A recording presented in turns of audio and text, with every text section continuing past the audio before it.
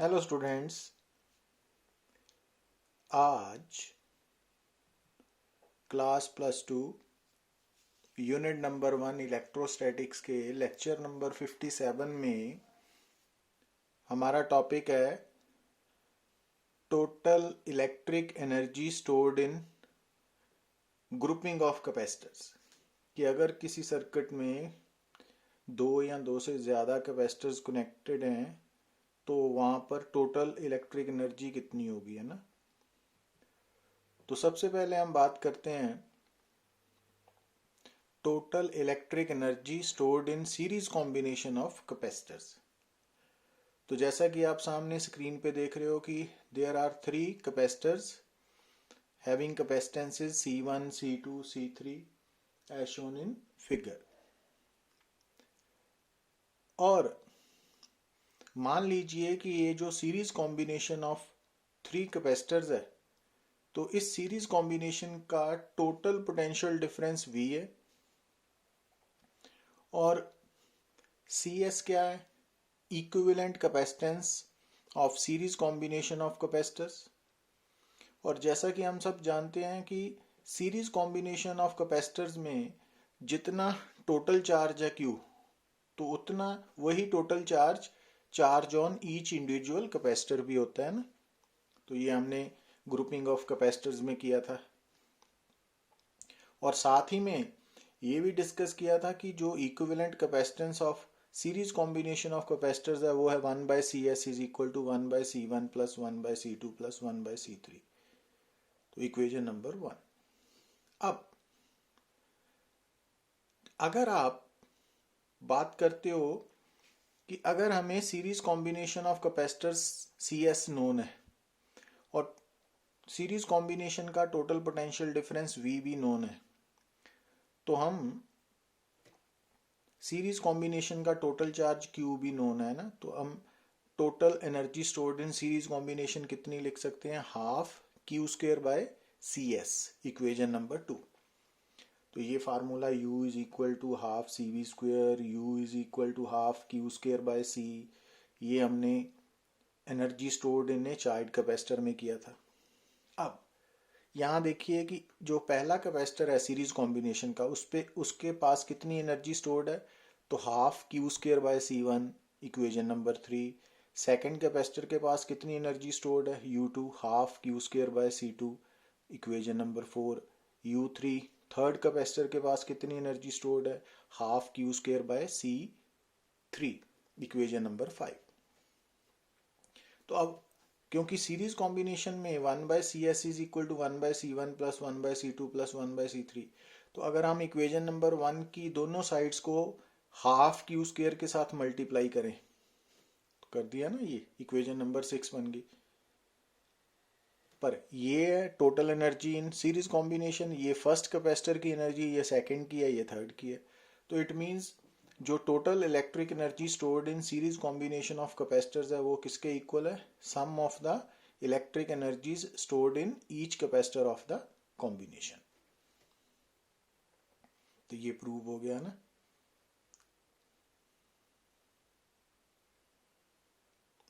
अब अगर मान लीजिए पैरेलल कॉम्बिनेशन ऑफ कैपेसिटर्स है तो टोटल इलेक्ट्रिक एनर्जी स्टोर्ड कैसे निकालनी है? तो वो भी देखिए कि हमारे सामने स्क्रीन पे 3 कैपेसिटर्स नजर आ रहे हैं ना पैरेलल कॉम्बिनेशन में, C1, C2, C3 उनकी इंडिविजुअल कैपेसिटेंसेस हैं। अब जो V है वो क्या है? पैरेलल कॉम्बिनेशन का टोटल पोटेंशियल डिफरेंस। और पैरेलल कॉम्बिनेशन में जो टोटल पोटेंशियल डिफरेंस है वही potential difference across each capacitor of parallel combination होता है ना। पर पैरेलल कॉम्बिनेशन में जो चार्ज ऑन डिफरेंट कैपेसिटर्स है वो अलग अलग होता है ना। तो Q1, Q2, Q3 ये नजर आ रहा है हमें। और अगर CP equivalent capacitance of parallel combination है तो पैरेलल कॉम्बिनेशन का टोटल चार्ज क्या होता है? Q1 plus Q2 plus Q3, है ना। ये बातें हमें याद रखनी है। और equivalent capacitance in parallel combination of capacitor, CP कैसे निकलती है, C1 plus C2 plus C3। Individual capacitors की कैपेसिटेंसेस का सम लेते हैं हम, इक्वेशन नंबर 1। अब जो, क्योंकि पैरेलल कॉम्बिनेशन ऑफ कैपेसिटर्स की इक्विवेलेंट कैपेसिटेंस है Cp, टोटल पोटेंशियल डिफरेंस है V, तो एनर्जी स्टोर्ड क्या होगी, half Cp into V square, equation number 2। अब जो फर्स्ट कैपेसिटर है उसकी एनर्जी स्टोर्ड है U1 is equal to half C1 V square, second की है U2 half C2 we square, third की है U3 is equal to half C3 V square, है ना, ये इक्वेशन नंबर 3, 4, 5। तो अब अगर आप इक्वेशन नंबर 1 को दोनों साइड्स को वी स्क्वेयर बाय 2 से मल्टीप्लाई करो तो ये बन गया। अब ये क्या है, total energy stored in parallel combination, ये फर्स्ट की है, ये सेकंड की है, ये थर्ड की है। तो it means parallel combination of capacitors में जो टोटल एनर्जी स्टोर्ड है वो sum of the electric energy stored in each capacitor of the parallel combination है। तो आप क्या देख रहे हो कि अगर चाहे कैपेसिटर सीरीज में कनेक्टेड है चाहे पैरेलल में, तो जो टोटल एनर्जी स्टोर्ड है सिस्टम की इन कैपेसिटर्स वो sum of the individual energies है। तो ये बात आपने याद रखनी है।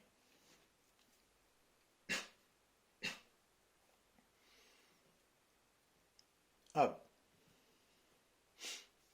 मान लीजिए, ये इंपॉर्टेंट फार्मूलाज हैं जो न्यूमेरिकल सॉल्व करने के लिए हमें हेल्प करेंगे। तो चाहे न्यूमेरिकल्स आप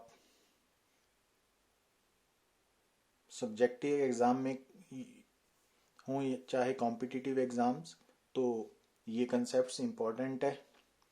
तो charge distribution in two parallel capacitors, मान लीजिए आपके सामने दो पैरेलल कैपेसिटर्स हैं, तो एक की कैपेसिटेंस है जैसे कि आप देख रहे हो C1, दूसरे की है C2। तो C1 पर चार्ज है Q1, C2 पे चार्ज है Q2, और C1 के अक्रॉस पोटेंशियल डिफरेंस है V1, C2 के अक्रॉस है V2, और पैरेलल कॉम्बिनेशन के पास टोटल चार्ज है Q। अब जैसा कि हम सब जानते हैं कि पैरेलल कॉम्बिनेशन में जो टोटल चार्ज होगा ना वो इंडिविजुअल चार्जेस के सम के इक्वल होगा, इक्वेशन नंबर 1। दूसरा हम ये जानते हैं कि पैरेलल कॉम्बिनेशन में जितने भी कैपेसिटर्स हैं उनके क्रॉस पोटेंशियल डिफरेंस सेम होगा, तो इस कारण V1 V2 भी इक्वल है। अब अगर आप इंडिविजुअल कैपेसिटर की बात करें तो इंडिविजुअल कैपेसिटर के केस में जो Q है वो CV के इक्वल है, तो V क्या हो गया, Q बाय C। तो इट मीन्स V1 हो गया Q1 बाय C1 और V2 Q2 बाय C2। और अब पैरेलल कॉम्बिनेशन में क्योंकि V1 और V2 इक्वल, तो इस कारण Q1 over C1 is equal to Q2 over C2। So एक इक्वेशन 1 है और एक 3 है ना। अब अगर आप 3 से Q2 की वैल्यू निकाल के इक्वेशन नंबर 1 में सब्स्टिट्यूट करो, तो Q3 से हमने Q2 की वैल्यू निकाल ली ना, Q1 C2 ओवर C1, इसको हमने 1 में सब्स्टिट्यूट किया और सॉल्व किया, तो Q1 कितना आ गया, Q into C1 over C1 plus C2। मतलब अगर पैरेलल कॉम्बिनेशन है दो कैपेसिटर्स का और अगर उस पैरेलल कॉम्बिनेशन के पास टोटल चार्ज Q है, तो फर्स्ट कैपेसिटर जिसकी कैपेसिटेंस C1 है उसके पास कितना चार्ज होगा, total charge Q into C1 over C1 plus C2, और दूसरे कैपेसिटर्स के पास क्या होगा, Q2 is equal to Q into C2 over C1 plus C2। तो ये रिजल्ट्स काफ़ी इंपॉर्टेंट है ना। तो अब आपने ये रिजल्ट्स यहाँ अप्लाई करने हैं न्यूमेरिकल में। देखिए, मान लीजिए आपके सामने ये स्टेटमेंट है, इसमें दो पैरेलल कैपेसिटर्स हैं ना, और यहाँ पे उसने बोला हुआ है कि पैरेलल कॉम्बिनेशन के पास टोटल चार्ज है 15 माइक्रोकूलम। तो हमने दोनों पे इंडिविजुअल चार्जेस निकालने हैं। तो इट मीन्स अगर इसको हम C1 मान लें, इसको C2 मान लें और ये चार्ज को Q, ठीक है, Q C1 C2। अब Q1 Q2 निकालना है जैसा कि हमने पीछे आर्टिकल में किया, तो Q1 क्या होगा, Q into C1 over C1 plus C2, और Q2 क्या होगा, Q into C2 over C1 plus C2 ऐसे भी निकाल सकते हो। और क्योंकि पैरेलल कॉम्बिनेशन में आपको मालूम है कि Q क्या होता है, Q1 प्लस Q2, है ना। तो Q1 आपने फर्स्ट स्टेप में निकाल लिया, Q की वैल्यू गिवन है, तो Q2 Q माइनस Q1 से भी निकल सकता है, तो ऐसे भी निकल सकता है। अब न्यूमेरिकल नंबर 2 में आप देख रहे हो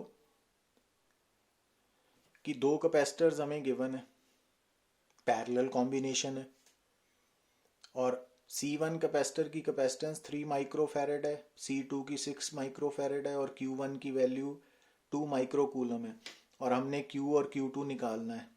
तो अगेन चार्ज डिस्ट्रीब्यूशन का कंसेप्ट लगाइए। तो Q1 की वैल्यू, क्योंकि Q into C1 over C1 plus C2 है, तो यहाँ से Q निकल आया 6 माइक्रोकूलम। तो अगर Q 6 माइक्रोकूलम है पैरेलल कॉम्बिनेशन में, तो Q1 2 माइक्रोकूलम है, तो Q2 क्या होगा, Q और Q1 का डिफरेंस 4 माइक्रोकूलम। और इसको आप Q2 की वैल्यू को आप Q into C2 over C1 plus C2 से भी निकाल सकते हो ना, तो आंसर सेम ही आएगा।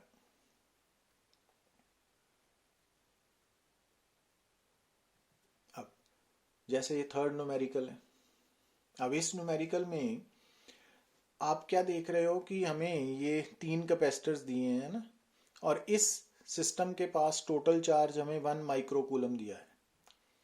तो अब यहाँ पर ये देखिए कि हमने ये पॉइंट ए कंसिडर कर लिया, ये बी है। अब ए से बी तरफ ये एक पाथ है, पाथ नंबर 2 रेड कलर का, और ऊपर वाला भी पाथ नंबर 1 है।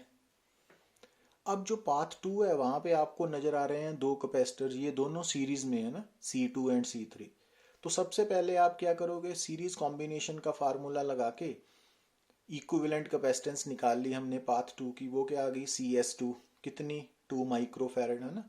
ये हमने grouping of capacitor series parallel combination में सीखी हुई है ना, तो वहां पे आपको पकड़ होना चाहिए।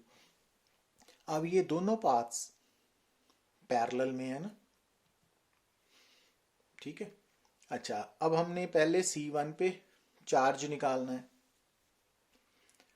तो क्योंकि C1 एंड CS2 ये दोनों पैरेलल में है, और इन दोनों पे टोटल चार्ज 1 माइक्रोकूलम है, तो इट मीन्स Q1 कितना होगा C1 पे चार्ज, तो उसके लिए लिखेंगे Q into C1 over C1 plus CS2, तो 0.8 माइक्रोकूलम, ठीक है।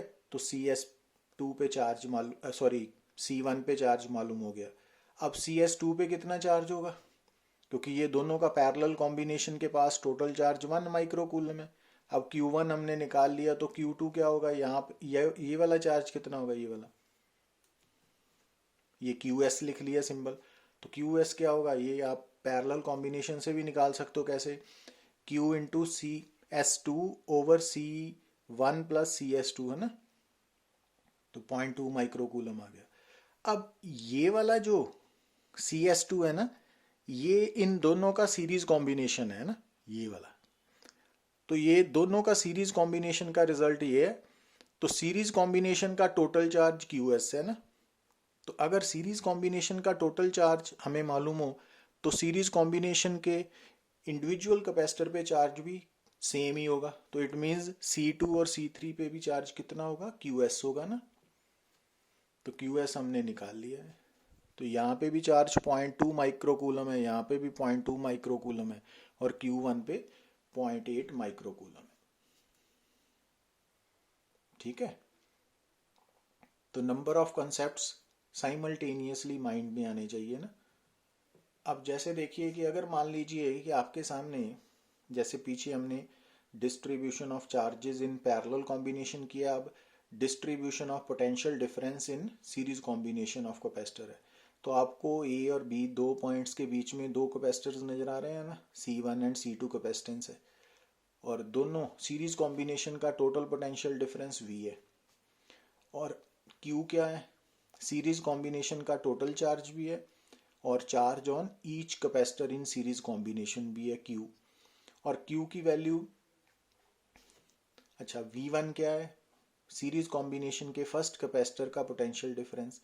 V2 क्या है, सीरीज कॉम्बिनेशन के सेकंड कैपेसिटर का पोटेंशियल डिफरेंस, और सीरीज कॉम्बिनेशन में जो इंडिविजुअल कैपेसिटर्स का पोटेंशियल डिफरेंस है उनका सम टोटल के बराबर होता है ना, इक्वेशन नंबर 1। अब यहाँ पे Q की वैल्यू क्या होगी, C1V1, और यहाँ से C2V2। तो इट मीन्स इन दोनों इक्वेशन को इक्वेट करें तो V1 ओवर V2 की रेशो क्या होगी, C2 over C1, equation number 2। अब अगर यहाँ से हम V2 की वैल्यू यहाँ सब्स्टिट्यूट करें, है ना, V2 की वैल्यू C1V1 ओवर C2 यहाँ सब्स्टिट्यूट करें तो वहाँ से हम V1 की वैल्यू निकाल सकते हैं। तो V1 की वैल्यू कैसे निकली सीरीज कॉम्बिनेशन में, V इंटू C2, मतलब V1 जिस कैपेसिटर की सीरीज कॉम्बिनेशन में आपने पोटेंशियल डिफरेंस निकालना है तो total potential difference of series combination को दूसरे कैपेसिटर की कैपेसिटेंस के साथ मल्टीप्लाई करना है, नीचे दोनों का सम है ना, C1 प्लस C2। इसी तरह से सिमिलरली V2 आ जाएगा।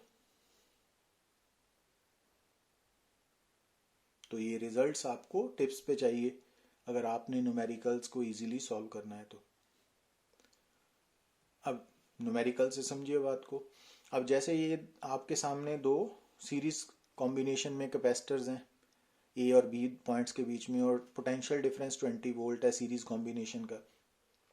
तो अगर हमने C1 और C2 का पोटेंशियल डिफरेंस निकालना है तो हम ऐसे सोच सकते हैं ना कि अभी जैसे किया पीछे कि V1 क्या होगा, V into C2 over C1 plus C2, और V2 क्या होगा, V into C1 over C1 plus C2।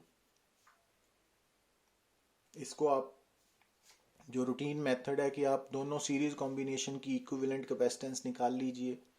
Q कैसे आएगी, सॉरी पहले इक्विवेलेंट कैपेसिटेंस कैसे निकालोगे, 1/CS से, है ना, CS निकाल लीजिए। अब CS और V मालूम है तो आप Q निकाल सकते हो, सीरीज कॉम्बिनेशन का टोटल चार्ज। अब वो टोटल चार्ज C1 पर भी है C2 पर भी है, तो आप V1 वहाँ से भी निकाल सकते हो। V1 क्या होगी, Q/C1, और V2 क्या होगी, Q/C2। सेम आंसर आएगा। तो डिफरेंट अप्रोचेज है ना प्रॉब्लम को सॉल्व करने के लिए।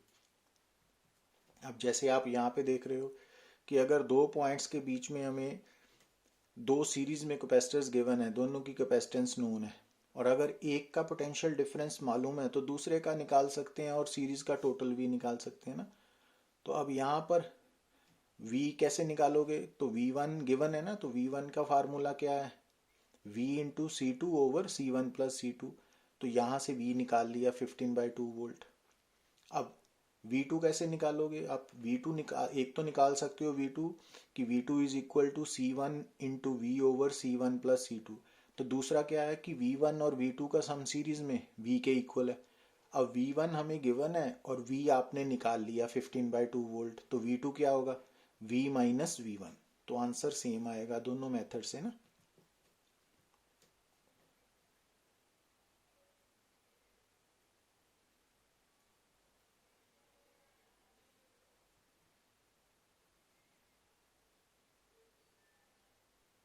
अब ये जो न्यूमेरिकल है मींस जैसा कि हमने शुरू में ये प्रूव किया कि अगर कुछ कैपेसिटर सीरीज कॉम्बिनेशन में है तो उस सीरीज कॉम्बिनेशन की टोटल एनर्जी जो है कैपेसिटर्स में स्टोर्ड वो सम ऑफ इंडिविजुअल एनर्जीज है ना। तो पैरेलल में भी ऐसा ही था, बट यहाँ पर जो सर्किट है उसमें कुछ कैपेसिटर सीरीज में है फिर पैरेलल में है ना, तो ये कॉम्प्लेक्स सर्किट है। तो इस सर्किट में हम प्रूव करेंगे न्यूमेरिकल की हेल्प से कि जो total energy stored in the system है वो हमेशा इंडिविजुअल कैपेसिटर्स की एनर्जीज का सम ही होगी, है ना। तो उसके लिए आपको ये सर्किट गिवन है। तो सबसे पहले हम क्या करेंगे, इस सर्किट की इक्विवेलेंट कैपेसिटेंस निकालते हैं। तो पहले स्टेप में हमने देखा ये सर्किट गिवन था, तो ये दो डॉट्स जो हैं जो जंक्शंस शो किए मैंने, तो ऊपर वाला पाथ नंबर 1 लिख दिया, नीचे वाला पाथ नंबर 2। अब जो पाथ नंबर 2 है ना नीचे वाला, उसमें दो कैपेसिटर्स आ रहे हैं एक ही रास्ते में, तो ये दोनों सीरीज में है ना, ठीक है ना। तो इट मीन्स ये दोनों अगर सीरीज में है तो इन दोनों की इक्विवेलेंट कैपेसिटेंस CS2 लिख दी मैंने, क्योंकि पाथ 2 है ना, तो वो C2 into C3 over C2 plus C3 है, वो 2 माइक्रोफेरेड आ जाएगी यहाँ से वैल्यूज पुट करने के बाद। अच्छा, अब ये दोनों पास एक एक कैपेसिटर है ना, ये दोनों पैरेलल में है, तो मान लीजिए इन दोनों की इक्विवेलेंट कैपेसिटेंस सी पी है, तो वो कितनी आ जाएगी, इन दोनों का सम आ जाएगी 6 माइक्रोफेरेड। अब ये सी पी और सी फोर आपस में सीरीज में है ना, तो सीरीज में है तो सी एस की वैल्यू कैसे निकालोगे, C P into C four over C P plus C four, तो 4 माइक्रोफेरेड आ गई। ठीक है। अब क्योंकि हमने सर्किट की टोटल कैपेसिटेंस निकाल ली और टोटल पोटेंशियल डिफरेंस भी मालूम है हमें 20 वोल्ट, तो आप वहां से टोटल इलेक्ट्रिक एनर्जी निकाल सकते हो कैसे, half C S V square लगा के, क्योंकि सी एस वी मालूम है, टोटल कैपेसिटेंस भी मालूम है और वी भी मालूम है ना, तो वो 800 माइक्रो जूल बन गया ना। अब हमने ये प्रूव करना है कि जो सर्किट, ये सर्किट है, इसमें 4 कैपेसिटर्स जुड़े हुए हैं ना, तो हर कैपेसिटर की अगर एनर्जी स्टोर्ड कैलकुलेट कर लें तो देखेंगे कि उन चारों का सम, एनर्जीज का सम यू के इक्वल आता है कि नहीं आता। तो उसके लिए क्या करते हैं, हम वापस चलते हैं ना, तो इस स्टेप से पहले ये स्टेप था हमारे पास। अब यहाँ पे देखिए कि ये दोनों कैपेसिटर सीरीज में है और यहाँ पे ए और बी के बीच में पोटेंशियल डिफरेंस 20 वोल्ट है सीरीज कॉम्बिनेशन का। तो अगर आपको सीरीज कॉम्बिनेशन का दो कैपेसिटर का पोटेंशियल डिफरेंस नोन हो तो आप इंडिविजुअल पोटेंशियल डिफरेंसेस निकाल सकते हो, अभी निकाला था ना हमने। तो अब यहाँ पे कैपेसिटर C1 C2 की जगह क्या है, CP एंड C4, तो इट मीन्स इसका पोटेंशियल डिफरेंस VP क्या हो गया, टोटल पोटेंशियल 20 V इंटू इसकी capacitance C4 over CP plus C4 है ना, तो वो 40/3 आ गया। और इसका पोटेंशियल डिफरेंस V4 कितना आएगा, तो total potential difference into CP over CP plus C4 sorry, तो वो 20/3 आ गया। अच्छा, अब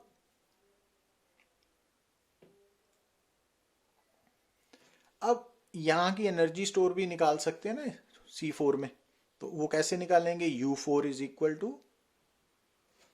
हाफ C4V4 स्क्वेयर है ना, तो वो 800/3 माइक्रो जूल आ गई ना, ये निकाल लिया हमने। अब ये जो CP है ये बेसिकली इन दो C1 एंड CS2 ये दोनों कैपेसिटर का पैरेलल कॉम्बिनेशन था ना।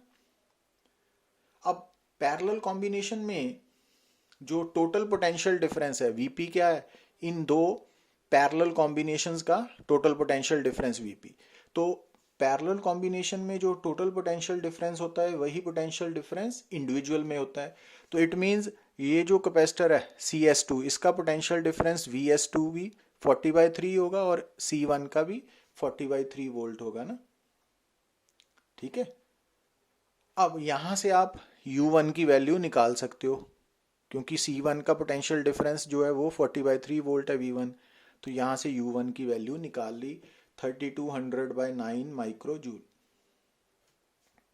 अच्छा, अब ये जो VS2 पोटेंशियल डिफरेंस है ये C2 and C3 series combination का पोटेंशियल डिफरेंस है, कितना 40/3 वोल्ट। तो अब हम V2 V3 निकाल सकते हैं। तो V2 कैसे निकालेंगे, क्योंकि अब V2 ये C2 and C3 series combination का टोटल पोटेंशियल डिफरेंस है 40/3 वोल्ट VS2 है ना। तो अब V2 कैसे निकलेगा, total potential difference VS2 into, जब इसका पोटेंशियल डिफरेंस सीरीज में निकालना है तो साथ वाले की कैपेसिटेंस ओवर दोनों की कैपेसिटेंस, तो वो बन गया 80/9 वोल्ट। और V3 कैसे बन गया 40/9 वोल्ट। अब यहां से आप C2 एंड C3 का भी एनर्जी निकाल सकते हो ना, U2 भी निकाल सकते हो, U3 भी निकाल सकते हो, half C2V2 square half C3V3 square से। तो अब हमने यहाँ तक U1 U2 U3 U4 सब निकले। अब टोटल एनर्जी क्या होगी, U1 plus U2 plus U3 plus U4। अब इनका अगर सम लोगे ना वो 800 माइक्रो जूल आएगा जो हमने शुरू में टोटल की थी ना। तो यहाँ से ये प्रूव हो गया कि जो कैपेसिटर्स हैं, अगर किसी सर्किट में सिर्फ कैपेसिटर्स ही कनेक्टेड हैं तो उस सर्किट की जो टोटल एनर्जी है ना वो सम ऑफ इंडिविजुअल कैपेसिटर्स की एनर्जी के इक्वल है। तो कॉम्बिनेशन चाहे सीरीज है, चाहे पैरेलल है, चाहे कॉम्प्लेक्स है। Clear? Thank you very much.